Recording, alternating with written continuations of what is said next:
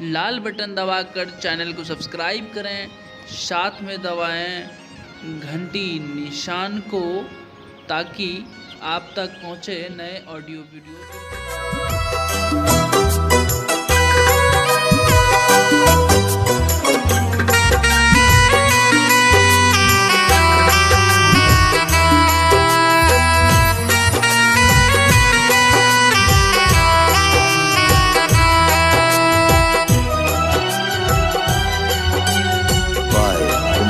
संजय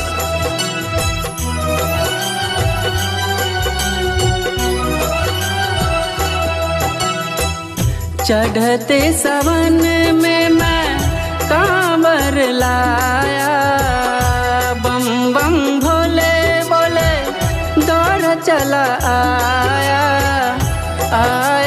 हूँ तेरे दर पे, संग चलो मेरे घर पे ओ भोले ना, संग चलो मेरे घर पे।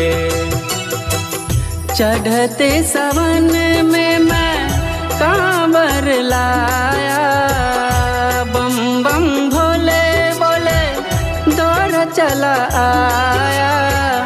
आया हूँ तेरे दर पे, संग चलो मेरे घर पे ओ भोले ना, संग चलो मेरे घर पे।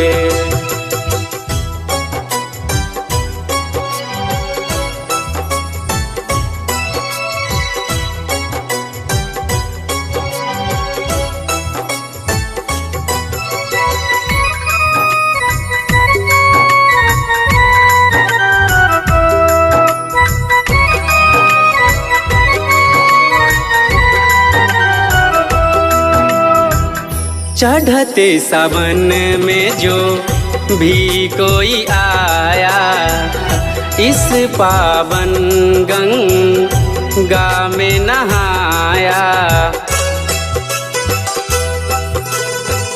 चढ़ते सावन में जो भी कोई आया, इस पावन गंगा में नहाया।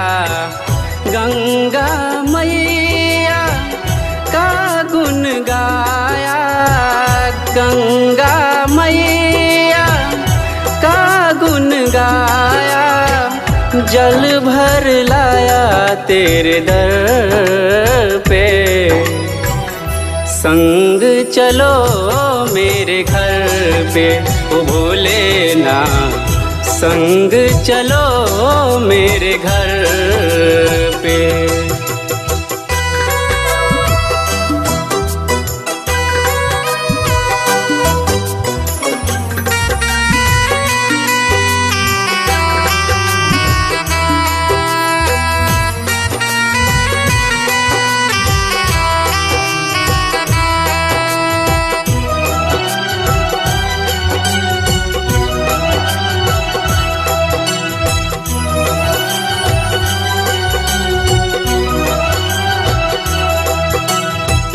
पावन है ये हरिद्वार, महिमा जाने इनकी संसार।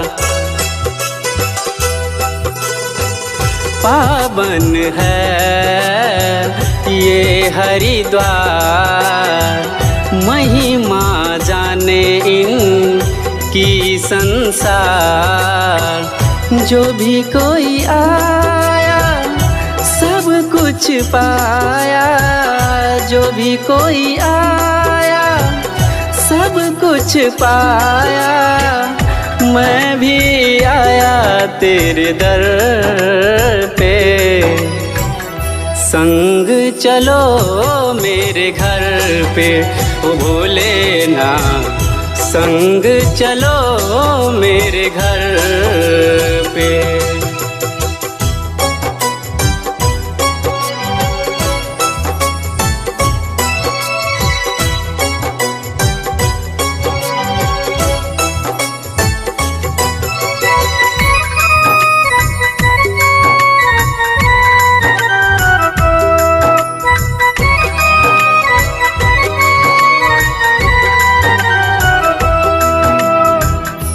कुछ भी कह ले बेशक ये जमाना, लिख के भजन आज गाएगा यूं ही गाना।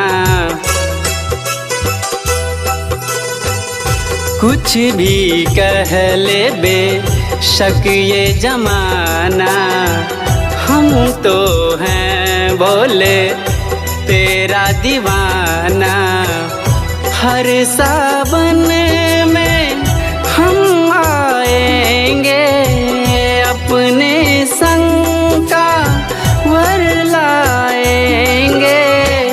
भूल न पाए इस दर को, संग चलो मेरे घर पे ओ भोलेनाथ, संग चलो मेरे घर पे। चढ़ते सावन में मैं कांवर लाया, बम बम भोले बोले दौड़ चला आया। आया हूँ तेरे दर पे, संग चलो मेरे घर पे ओ भोलेनाथ, संग चलो मेरे घर